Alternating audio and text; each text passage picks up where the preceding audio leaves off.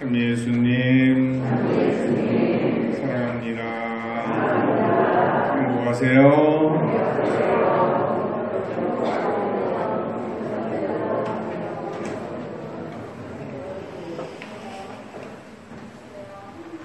한 주간 평안하셨습니까? 10월 첫 번째 주일입니다. 그리고 오늘 우리는 이 10월 첫 번째 주일을 또 군인주일로 지내고도 있습니다. 여러분들이 미사를 와서 인사를 할 때 팔을 올려보면 느낌이 똑같은가요? 2년 전이나 지금이나 같아요? 올라가는 게 틀리죠?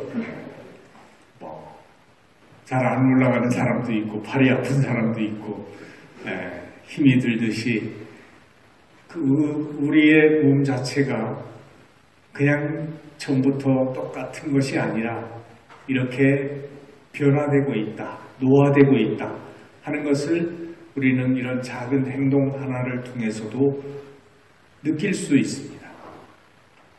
그 이야기는 달리 표현하면 나는 나지만 똑같은 나가 아니고 계속 시간의 흐름에 따라서 성장하고 변화되고 있다 하는 의미를 가지고 있겠죠. 내가 그렇듯이 나와 함께 사는 사람도 어떨까요? 똑같은 모습으로 항상 있는 것이 아니라 계속 변화되고 있다. 성장하고 있다. 그것은 외적인 것만이 아니라 내적인 부분에 있어서는 더 심하게 계속 변화가 일어나고 있다. 근데 내가 그것을 알아차리냐 못 알아차리냐 여기에 따라서 우리들의 관계가 전혀 다른 모습이 되어질 수 있다고 보는 거죠. 그래서 이것을 서로 잘 알아차리지 못하게 되면 함께 사는 것이 굉장히 힘들어지고 짐이 되고 어려워져요. 그러면 결국 어떤 선택을 하려고 해요?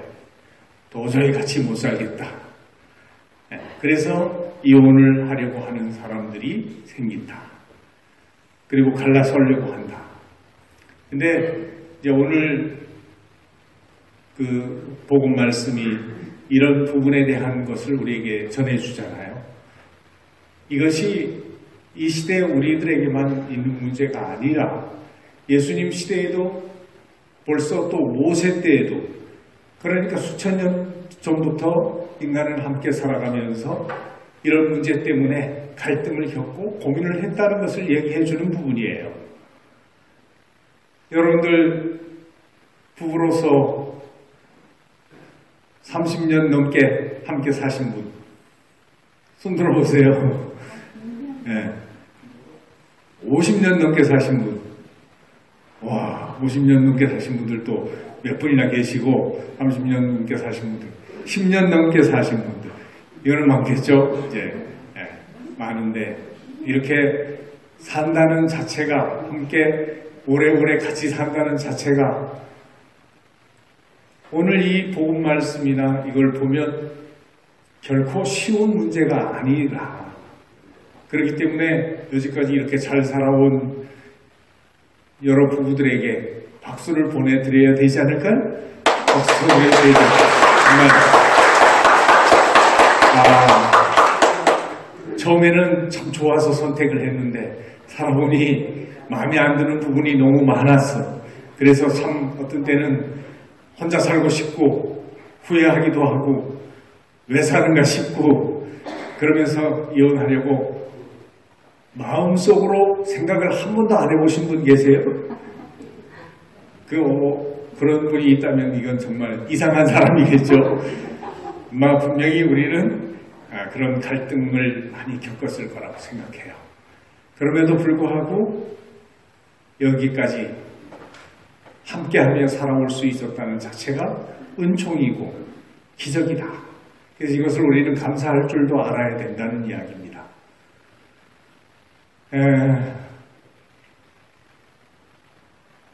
바리사이들이 이혼을 해도 되냐? 이런 질문을 했을 때 예수님께서 들려주시는 대답은 원천으로 돌아가요.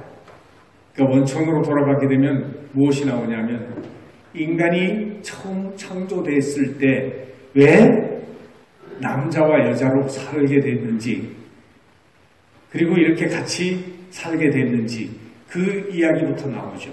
그 이야기는 뭐예요? 인간에 대한 하나님의 계획이 뭔지를 알아야 된다는 이야기예요. 여러분이 집을 지을 때는 뭐가 있어야 돼요? 설계도가 있죠? 그 설계도에 따라서 차례차례 기초를 하고 기둥을 세우고 그 다음에 지붕을 만들고 벽을 만들고 이러면서 집을 짓게 돼요. 근데 이 순서를 바꿀 수는 없는 거죠. 그러니까 그 설계도가 딱 만들어져 있어야지 그것에 따라서 집을 짓고 공사를 하듯이 우리가 지금 살아가면서 생겨나는 문제들을 한번 살펴보기 위해서도 그 설계도를 볼 필요가 있다. 그 설계도가 바로 하나님의 계획이다. 그러면 하나님의 계획은 뭔가 이것을 이야기하면서 남녀가 어떻게 만들어졌는지를 이야기하는 부분이 나오죠. 창세기 말씀도 그렇고 오늘 예수님 말씀도 그렇고 그래서 예수님이 들려주시는 이야기 속에 세상 창조 때 하나님께서 혼자 있는 아담을 바라보면서 뭐라 그래요? 사람이 혼자 있는 것이 좋지 않으니 그에게 알맞은 협력자를 만들어 주겠다. 그랬어요. 그러니까 알맞은 협력자. 이게 하나. 그 다음에 또 하나 뭐예요? 혼자 있는 것이 좋다 그랬어요? 안 좋다 그랬어요? 혼자 있는 것이 좋지 않으니. 그러니까 사람은 혼자 살 수 있도록 마련된 존재가 아니에요. 같이 살아가게 마련되어 있어요. 그래서 여러분들 중죄를 지어가지고 교도소로 보내게 되면 가장 큰 죄인은 어디로 보내요? 독방에 보내요. 그 이야기는 뭐예요? 인간이 혼자 있는 것을 참 힘들어한다. 어려워한다. 그것이 고통이기 때문에 그 벌을 주는 거라고 생각을 한번 해보면 처음부터 함께 살도록 만들어졌고 함께 사는 것이 굉장히 큰 축복인데 근데 함께 살면서 상대편을 나는 나의 협력자로 바라볼 수도 있지만 내가 그의 협력자가 되어줄 수도 있는 것이죠. 그런데 대부분 많은 사람들이 혼인을 하면서 선택을 할 때 저 사람을 통해서 나를 채우려고 하는 그런 마음을 가지고 선택을 하게 되면 그 사람이 내가 바라는 것을 채워줄 수 있을까요? 그건 굉장히 어렵다. 그렇기 때문에 그런 기대와 바람을 내가 갖고 선택을 하게 됐을 때는 반드시 나중에 가면 실망을 하게 되고 그 실망이 결국 갈라설 수밖에 없게 만든다. 그러면 어떻게 해야 될까? 여러분들 또 집을 지어서 오래 살다 보면 그 집이 낡아지게 되면 어떻게 해요? 계속 그 집에 그냥 살지 않고 그 집을 뭘 해요? 리모델링 한다고 그러죠. 리모델링 한다고 해서 집기를 드러내고 집을 수리를 해서 고치면서 새 집같이 만들어가지고 또 새롭게 살아갈 줄도 알아요. 그렇게 살아가는 것이 인간이 발전적으로 잘 사는 방법이겠죠. 그런데 우리 부부가 처음 만날 때 모습을 가지고 지금까지 계속 잘 살아가고 있다고 하더라도 그 집이 때로는 어떻게 보여져요? 낡은 집처럼 보여질 수 있다는 얘기죠. 그러면 어떻게 해야 될까? 이 둘의 관계를 리모델링 해야 되지 않냐. 근데 그걸 하려고 생각하는 사람들이 많지가 않았다. 그냥 살았으니까 옛날 살던 방식대로 당연히 살아야 된다.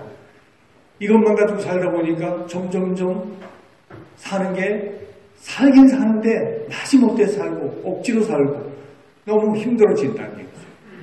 그래서 이것을 고칠 수 있는 리모델링 사업이 뭐냐? 우리 교회에서 하고 있는 메리지 엔카운터라고 하는 M이라고 하는 교육이에요.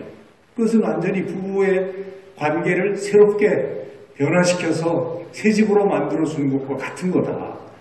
근데 이런 교육을 하나도 해보려고 하지 않고 그냥 내 방식대로, 내 주장대로 그렇게 살아가려고 욕심을 부리고 고집을 부리면 우리 부부 관계는 만족도에서 굉장히 점점 떨어지고 되고 어쩔 때는 이제 마지못해서 어쩔 수 없이 살아가는 그 모양이 될 수밖에 없다.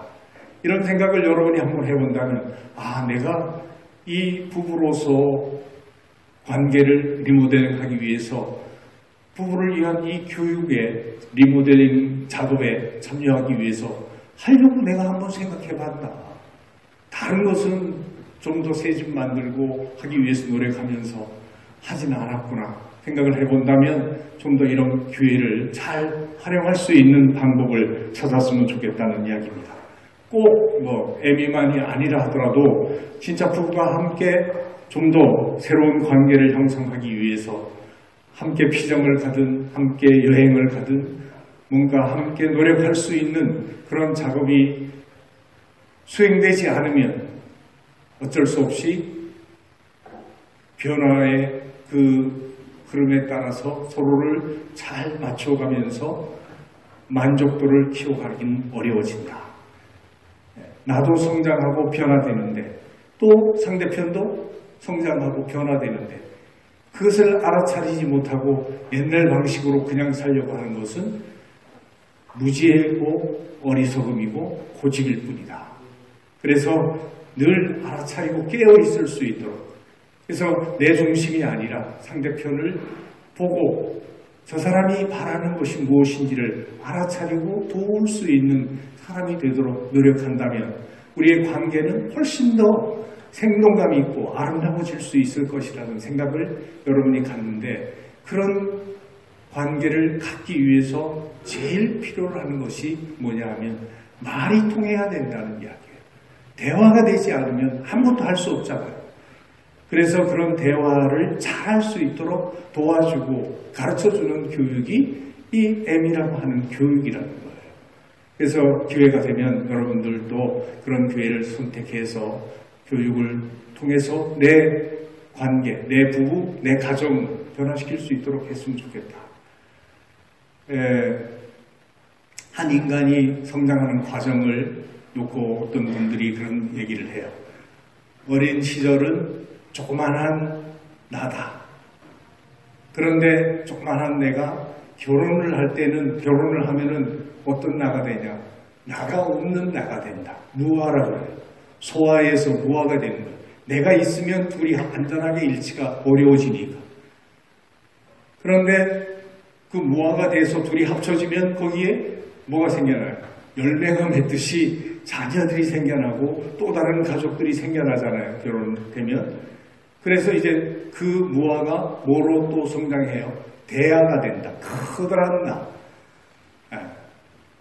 그러니까 우리는 멈춰있는 것이 아니라 소아에서 무아를 거쳐서 대아로 가는 이렇게 성장 과정을 거치는 건데, 이것을 안 하겠다고 그러는 사람들이 많은 세상이 됐다는 얘기예요.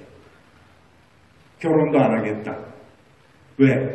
내 혼자 살기에 문제가 없는데 왜 힘들게 가서 결혼해서 속성량 이런 생각을 하면서 차라리 개나 데리고 사는 게 낫겠다.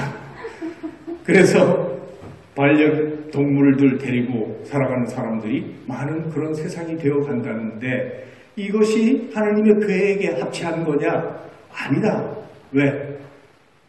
결혼을 안 하고 부부가 되지 않으면 자녀가 생길 수가 없죠.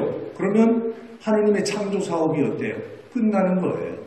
하나님은 우리를 통해서 끊임없이 창조 사업이 개선되어질 수 있도록 하신 건데, 우리가 자기 중심적으로 자기 편할 대로만 살려고 하게 되면 하나님의 계획에서 멀어지게 되는 거고, 그러게 될 것 같으면 우리는 정말 잘 사는 게 아니고 잘못 사는 거예요. 그러면 뭐예요? 그건 굉장히 비인간적이 될 수 있다는 얘기예요. 왜? 처음부터 함께 살아가도록 창조된 인간이기 때문에. 그래서 어찌됐건 우리 스스로 삶의 태도를 좀 더 올바로 알고 어떻게 사는 것이 잘 사는 길인지를 깨닫고 하나님의 계획을 찾아서 그 계획 속에서 아름다운 그림을 그리고 집을 지어갔으면 좋겠다. 노래 중에 그런 노래 있죠. 인생은 미완성, 그리다 많은 그림, 쓰다가 많은 편지, 또 색이다 많은 조각, 이렇게 표현하지만 그래도 우리는 어떻게 해? 아름답게 그려야 된다. 그리다 많은 그림일지 모르지만 완성되어질 수 있도록. 그런데 우리 자신이 그리는 그 그림의 밑그림은 뭐예요? 하느님의 계획이다. 그 밑그림을 가지고 거기다가 칠을 해가지고 아름답게 그리고 나면 참 멋있다, 좋다 하는 마음이 생길 수 있다는 것이죠. 니마 그 강을 건너지 마오 영화 보신 분 계세요? 네. 제가 횡성에 살았었기 때문에 그 횡성에 그 할머니 할아버지가 사셨어요. 횡성의 청일이라고 하는 곳에 사셨는데 그 할머니 할아버지가 그 청일 성당에 노인대학을 할 때 꼭 할머니 할아버지가 손을 붙잡고 두 분이 오셔가지고 제일 앞자리에 이래 앉으셔가지고 근데 할아버지는 귀가 먹어가지고 하나도 듣지를 못하셨어요. 그런데도 할머니가 꼭 붙들고 다니셨고 그 다음에 횡성장에도 두 분이 꼭 함께 오셔요. 함께 오셔가지고 다니시면서 보면 근데 그냥 다니시는 게 아니라 한복을 곱게 입고 그래서 자녀들이 참 굉장히 아름답다 생각이 들었어요. 그 노인들을 추하지 않게 꼭 한복을 입혀드려가지고 계속 그걸 입고 이렇게 다니시면서 사셨는데 그렇게 90이 넘게 사시다가 할아버지가 먼저 돌아가셨잖아요. 그리고 나서 장례를 지내고 할머니가 그 묘소 앞에서 귀도 먹고 답답하기도 했고 그동안 속도 많이 새겼고 그만큼 오래 또 살았으면 속 시원할 수도 있겠는데 할머니가 여기 오시는 그 울음소리를 생각을 하면 삶이라는 게 이런 거구나. 살수록 이러니 저러니 해도 살고 나면 참 정들었던 그 삶을 떠나보내는 것이 이렇게 힘들고 어려운 거고. 근데 길다고 생각하지만 지나고 나보면 잠깐 지나가잖아요. 그래서 우리가 지금 살고 있는 시간들이 긴 것 같지만 잠깐 지나간다. 그런 잠깐뿐인 그 짧은 시간을 아름답게 가꾸어서 정말 우리 삶을 완성시켜야 되는데 그것을 혼자가 아니라 함께 함으로써 우리는 완성시킬 수 있다 생각합니다. 우리가 그런 삶을 아름답게 살 수 있도록 주님께서 우리를 창조해 주시고 나의 짝을 주셨으니까 감사하는 마음으로 그렇게 살 수 있는 은총을 청하면서 열심히 기도합시다. 그리고 오늘 특별히 군인주일이니까 군복무하고 있는 우리의 자녀들, 형제들, 또 우리의 손주들 건강하게 잘 마칠 수 있도록 그리고 군 사목하는 군종 신부님들이 어려움이 많은 이 현실 속에서 그 직무를 충실하게 수행해서 많은 젊은이들을 좋은 길로 잘 이끌어 주시도록 기도하면서 정성을 봉헌했으면 좋을 것 같습니다. 잠깐 묵상하시겠습니다.